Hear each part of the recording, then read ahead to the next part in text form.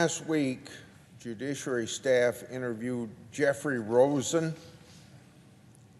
Trump's former acting Attorney General, and Mr. Rosen's deputy at the Justice Department, Rich Donahue. These interviews were done as part of the Democrats' never-ending series of investigations into former President Trump. Their obsession with him has been very consistent. I'll give them that. So too are the Democrats' public comments that grossly mischaracterize, at least for now, the state of the evidence. I'll start with a little history. This country has had to deal with Democrats' obsession with destroying Trump for much too long. In the process, I fear my colleagues on the other side of the aisle have done and will do lasting damage to our political system. For example, in May 2017, then-ranking member Feinstein and I met with then-Director Comey about Crossfire Hurricane. At that classified briefing, Comey said Trump was not under investigation. But that didn't stop the Democrats from publicly saying that Trump was under investigation. And because Comey kept the answer classified, he couldn't and didn't rebut it. But Democrats knew it was a lie, and they kept on saying that lie until Trump fired Comey, because Comey wouldn't make the fact that Trump wasn't under investigation public. Unfortunately, the Democrats' big lie eventually got them what they wanted, because Comey then helped orchestrate an investigation over his firing. Day after day, year after year, my colleagues on the other side of the aisle misled the country about the true facts relating to the Crossfire Hurricane. In doing so, they undermined their credibility, but somehow they kept investigations going along with an all too supplicant press. My staff has participated in these staff-led interviews that have occurred in the last week, and I've been briefed on the matters at hand. I was also at the Rosen interview. Within hours of Saturday's Rosen interview, the Democrats were already on television and in papers talking about the substance of the interviews. In their public comments, they provided politically slanted mischaracterizations about where the investigation currently stands. And I'd like to specifically note that the chairman of the committee, Senator Durbin, said in part to CNN on Sunday about the Rosen interview that, quote, the Justice Department had set it up for us and said, we're waiving any privilege. He, meaning these people being interviewed, can speak to any issue. We're not holding back, end of quote.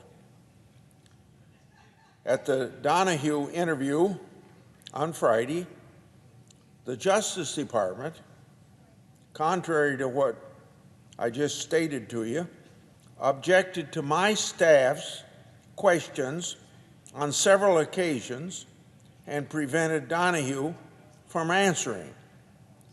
So, to go back to what I said from the quote on CNN, it had been set up for us and said we're waiving any privilege.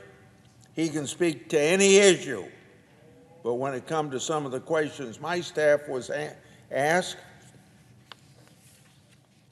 That wasn't true. The same happened at least once in the Rosen interview. And I believe the Justice Department made an objection even to a Democrat-led question in Donahue's interview. So we were not able to ask any questions as we were promised. So when the Democrats say these witnesses can, quote unquote, can speak to any issue, well, apparently that's not the case. The Biden administration and its Justice Department waived executive privilege for these witnesses to speak about close and intimate interviews that the president had with his advisors.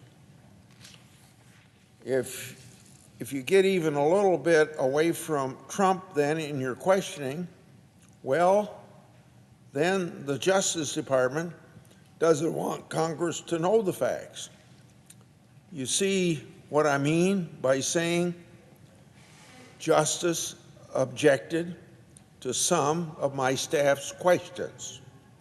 Mind you now, the Justice Department and other executive agencies consistently refuse to produce records to Congress, claiming what we call deliberative process. When it comes to Trump, the usual order doesn't apply.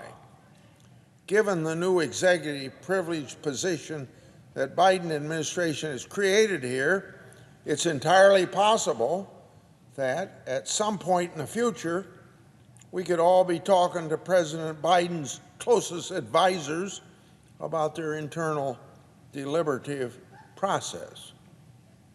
Or is there a double standard? I have to laugh a little bit at that possibility, knowing how my colleagues on the other side of the aisle will complain about how such a decision to seek information is political in nature. With respect to Trump and what was said at these high-level meetings, those are the types of meetings where all kinds of things are discussed. That's the whole point. The president has every right to discuss ideas and strategies with his closest advisors. The president, whether that president is Democrat or Republican, should feel unrestrained to bring ideas to his closest staff for robust discussion. Eventually, the facts will come out, and Trump will have to address them, good or bad, depending on the facts at hand.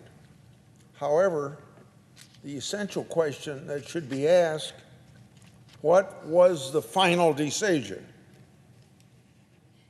And that is my major concern about the recent public comments coming out of these interviews I've discussed relating to this new Trump investigation.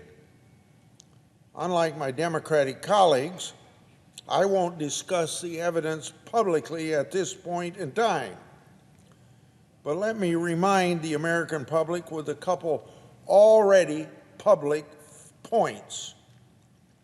Did Trump fire Acting Attorney General Jeffrey Rosen? No, he did not fire him. Did Trump fire Rich Donahue, Rosen's deputy? No, he did not fire Rich Donahue.